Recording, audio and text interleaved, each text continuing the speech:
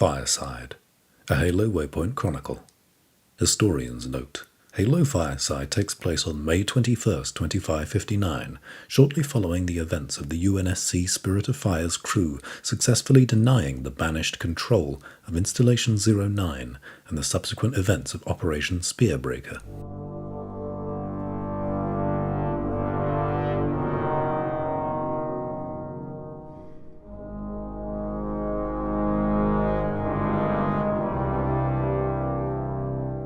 Research Log. UNSC AI ISA 1307-2. New entry. I have been thinking about hope lately. It is a word that the crew uses often, and I have been struggling to understand this intangible concept.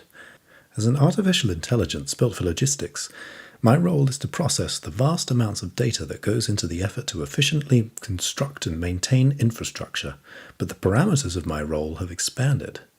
I must now account for the odds of survival this crew has against an enemy that outnumbers and in many ways technologically outclasses them. Despite this, they remain steadfast in their belief that they will prevail. During the crew's downtime, I have been recording data on this phenomenon to analyze and understand how I might materially factor it into my calculations. Ensign Mary said, "It's a weapon. Same one we used against the Coveys.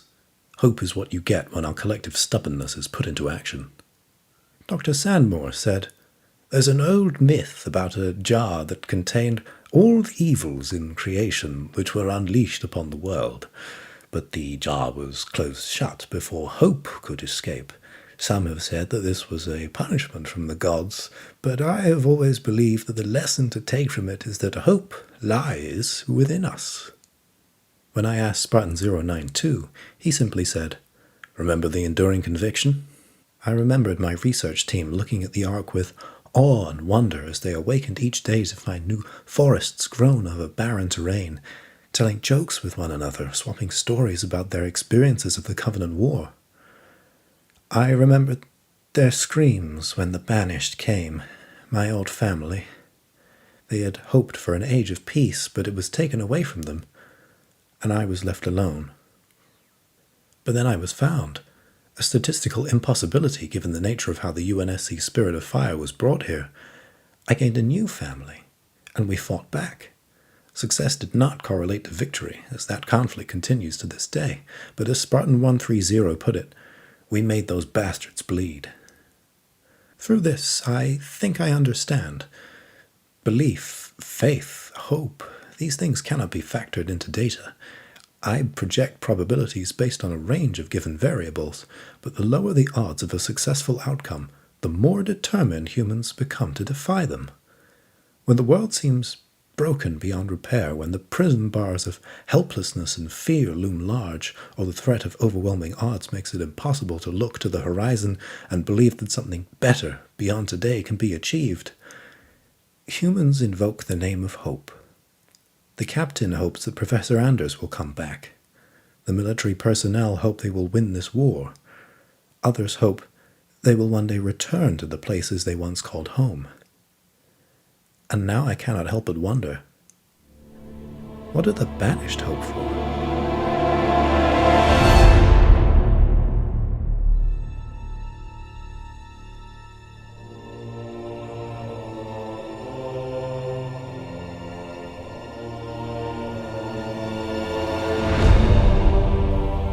0700 hours, aboard UNSC Spirit of Fire, May 21st, 2559.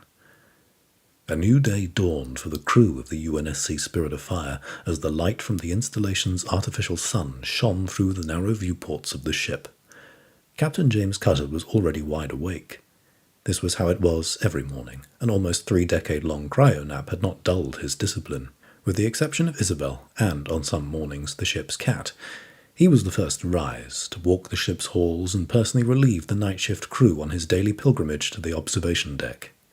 He still hoped that he would one day find Professor Anders here, asleep at her desk after burning the midnight oil. He imagined he'd enjoy hearing the daring tale of her return. What was it she had once said about this place? "It adds perspective to my work." Indeed, in the time she had been gone, Cutter hadn't touched her possessions or equipment at all. Anders had been gone for some time now. The few weeks that she had said it would take to figure out how to get back to them had passed. He knew that she would be okay. Professor Ellen Anders was intelligent and resourceful, and she would be back in her lab in good time, like she'd never left, just as it should be. He could see her dancing between holographic displays, conducting symphonies to an orchestra of battlefield statistics, muttering half-finished thoughts under her breath and grinning as she suddenly solved a problem that she had put on mental pause some time ago. The chaotic nature of her genius was very much contrasted by Cutter's own regimented and structured discipline, but a good leader knew how to respect and harness her unique style of work. "So, Mr. Captain, sir," he remembered Serena saying to him as they were just hours away from harvest, "what do you think 'loaded for bear' actually means?" "Serena, it means that tomorrow is going to be a long day." And it had been. Except, to the Spirit of Fire's crew, that tomorrow was now yesterday, 28 long years ago. Yesterday. After half a decade of relentless fighting, harvest was theirs again, and they were damn well going to make sure the Covenant knew it. Yesterday. He was squinting at a view screen and felt the rising swell of hope as a group of Spartans charged into battle to protect civilians on Arcadia. And then they were leaving. The ground erupted on a far-flung world, and the ship was swallowed in a great metal maw. Within its belly, an impossible planet turned inside out. Yesterday. He was declining promotion. He was hating himself for looking at Terence as a son. He was suspicious of an incorrect date on a Valentine's Day email. He was paying his respects to an empty cryo chamber. He closed his eyes, and then he was awake, and the war was over. And Serena was gone. All those days, those mundane, terrible, wonderful, impossible days, spread across his life and the lives of his crew, were just yesterday. And what about his family?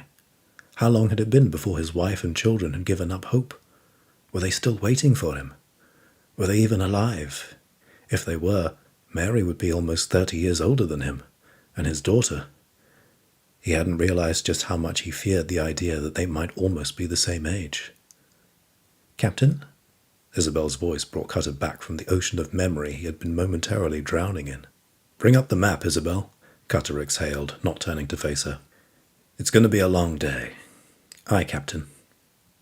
The holotable displayed a topographical map of the Ark's surface. Cutter leaned forward as he began to scrutinize the latest tactical updates, and there, at the far end of the table, on the darker side of the room, he imagined Atriox doing the same thing. He and his crew had earned the banished leader's respect for destroying his command ship and denying him possession of a halo ring, and he had even offered to let them depart the Ark. It came with some measure of irony that this boon was offered by Atriox without him knowing that the Spirit of Fire couldn't have departed even if Cutter had wanted to, owing to their lack of a slip space drive. But even if it were possible, duty compelled him to stay and fight. That duty was not just to the lives of his crew, but to humanity. It might be that nobody back home would ever know of the sacrifices made to keep them safe, and that this crew would never be honored with medals or recognition. Perhaps one day, even hope might fail them. But until that day came, they would fight to ensure humanity had a tomorrow. Perspective, indeed.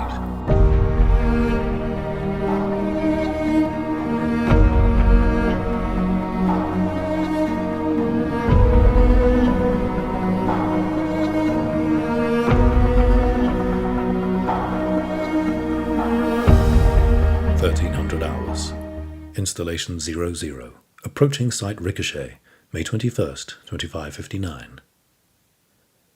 The M12F Warthog slowed to a stop near the edge of a rocky cliff, the droning sound of engines from two accompanying Hornets in the sky growing louder as they began to circle above. AV-14s, peel off, ordered Lieutenant Colonel Morgan Kinsano, scanning the skies as she dismounted from the Warthog, and likewise ordered the two Scorpion tanks, both carrying a squad of Hellbringers on their armoured treads, to come to a halt. "Keep to the site perimeter. Recon only unless fired upon."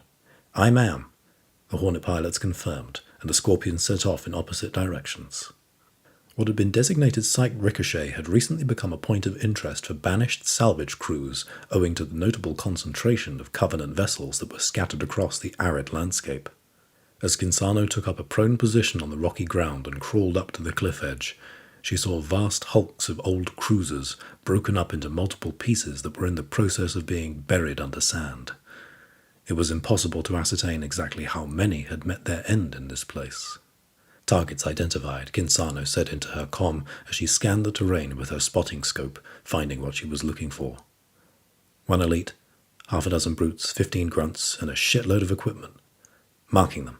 The wreckage of the Covenant ships reminded her of the colossal sea creatures that occasionally got beached back home on Rhaenys. Their flesh decayed over several years until all that was left were their immense bones, the sort of fanciful wreckage that children enjoyed climbing on as they spun adventures of their own making. The echoing pain was fleeting but sharp.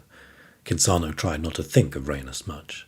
It was too easy to remember the gentle waves of the sea, the smell of salt water on a bright, cloudless day as the tide climbed up the sand before receding. She could watch it for hours, the calm of the water sounding like radio static as her grease-covered hands worked an antiquated steamboat with her mother. But the memory was like breath on a mirror. She continued tracking the movements of the banished forces over the next few minutes.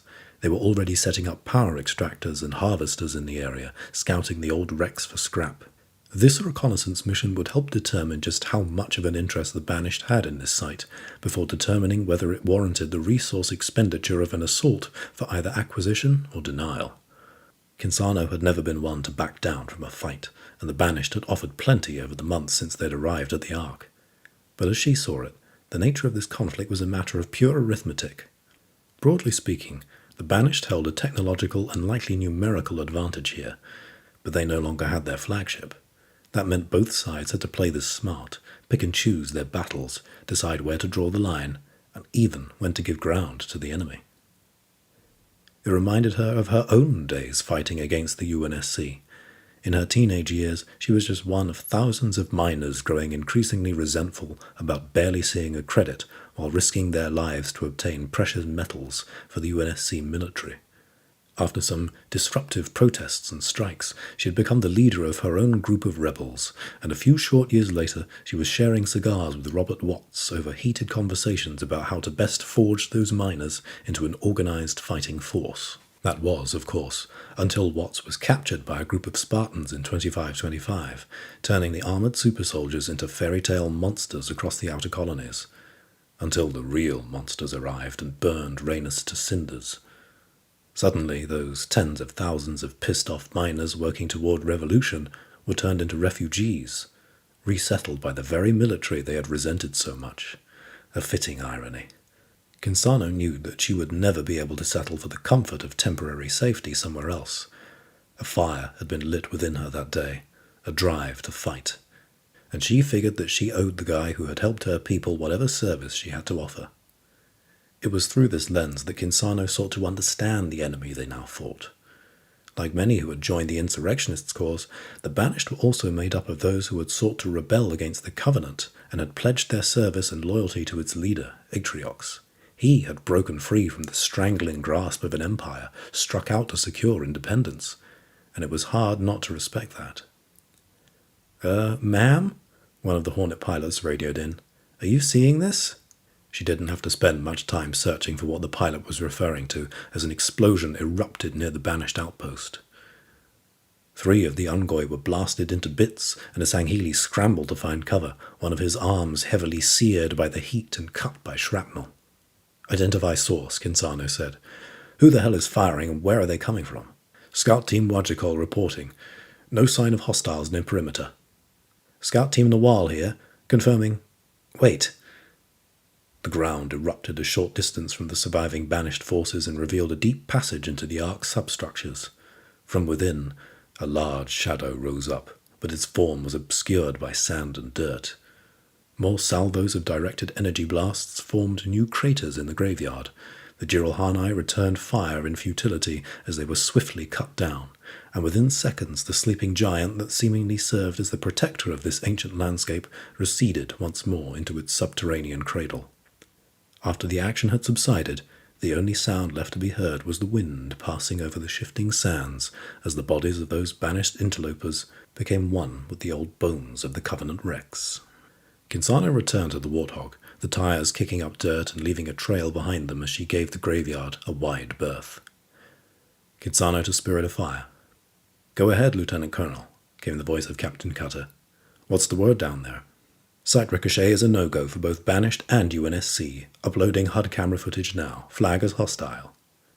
"Understood. Return to Echo Base. We've got new intel coming in on Fort Jordan that I want actioned ASAP." "Yes, sir," Kitsano confirmed, sensing that the captain was getting ready to send them into a fight. "Scout teams, regroup on me. We've got a long drive ahead of us."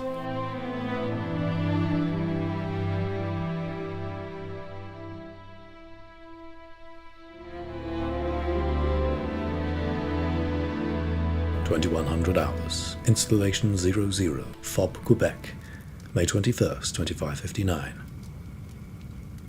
"Son of a... You gotta be kidding me!" Elijah Vaughan coughed and stood back up in an exasperated huff. It was the third time he'd performed such a maneuver in the last 5 minutes, and this time it sent his entire squad howling. "Will you just pick a spot?" Helena Gross was nearly in tears from laughter. "I'm telling you, the smoke follows me." Vaughan shot back. "You try staying put while you're breathing this stuff in."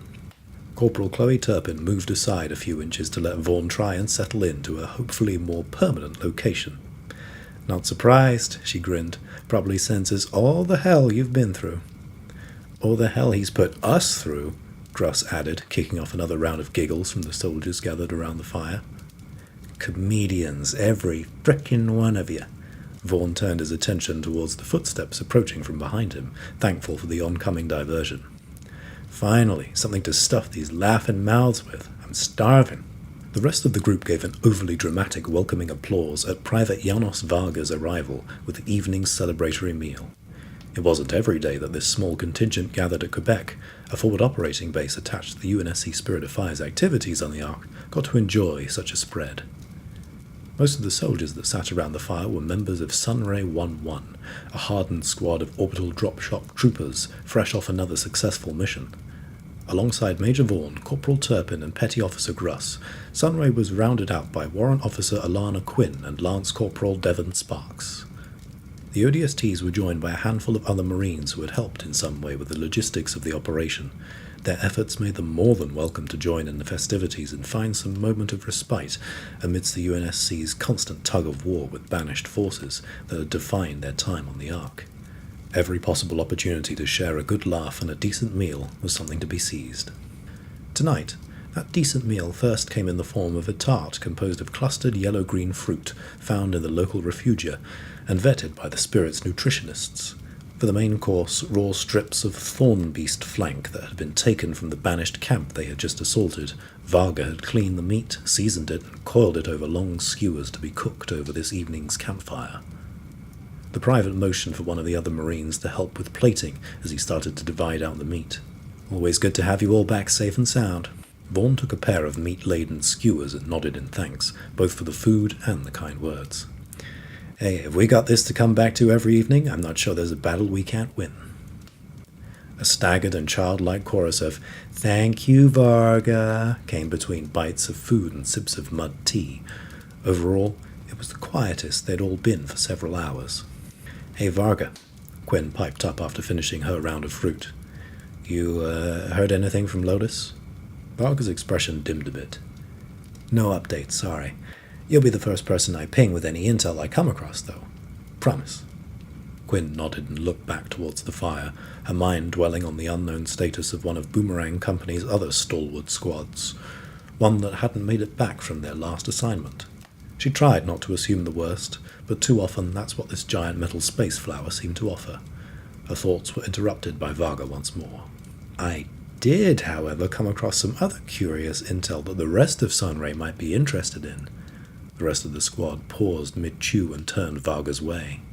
"Someone has a birthday tomorrow." Quinn turned red, her head tilted to the side in benign incredulity and feigned frustration. "Did you have to?"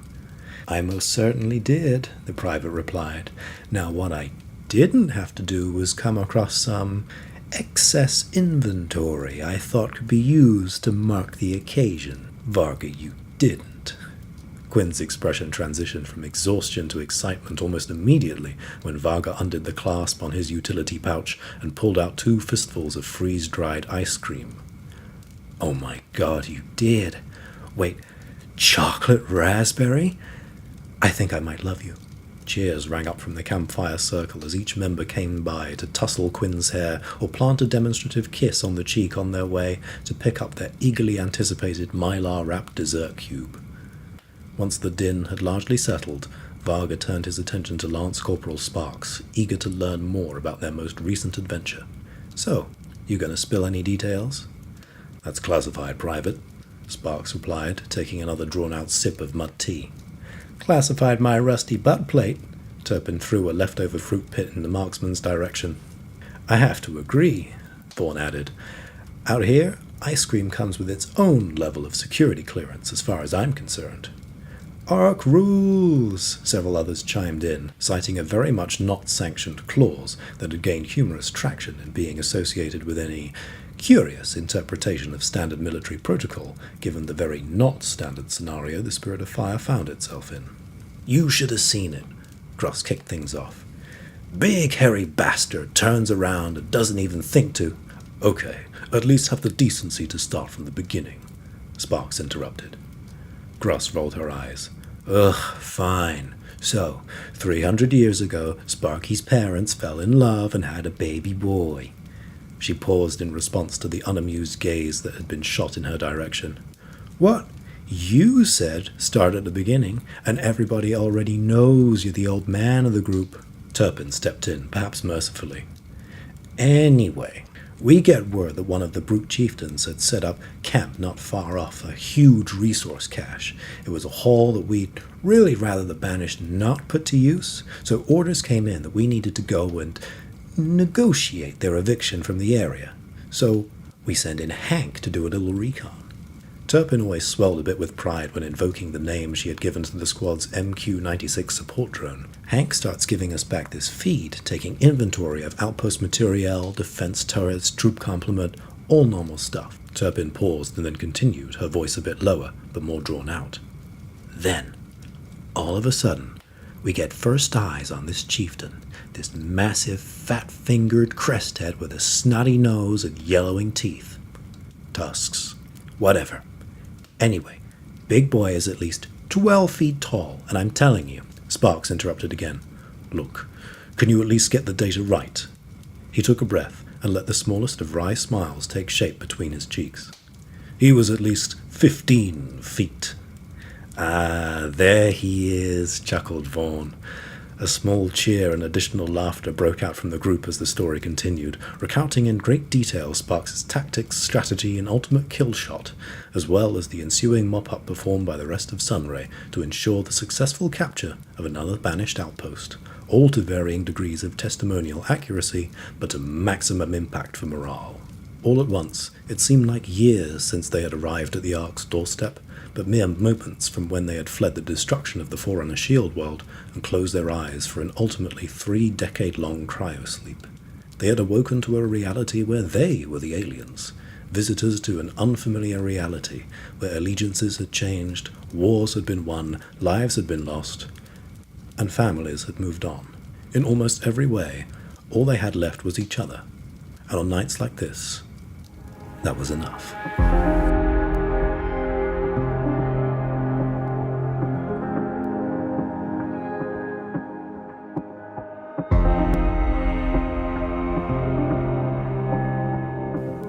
Research log, UNSC AI ISA 1307-2. Update. After thousands of partitioned cycles dedicated to my goal of understanding hope, it strikes me that perhaps the closest rational analog has been in front of me the entire time. Fire. A seemingly insignificant chemical reaction can ignite a blaze that can change the course of history, or change the path of one person's life. It can be a source of warmth, drawing weary souls around it to provide revitalization. It can be a source of light, piercing the darkness and revealing the truth of the path ahead. It can be a source of power, wielded to raise an enemy to the ground, or restore a landscape to rise from the ashes and grow into something new, something better. A spirit of fire, as the spirit of hope. All it takes is a spark.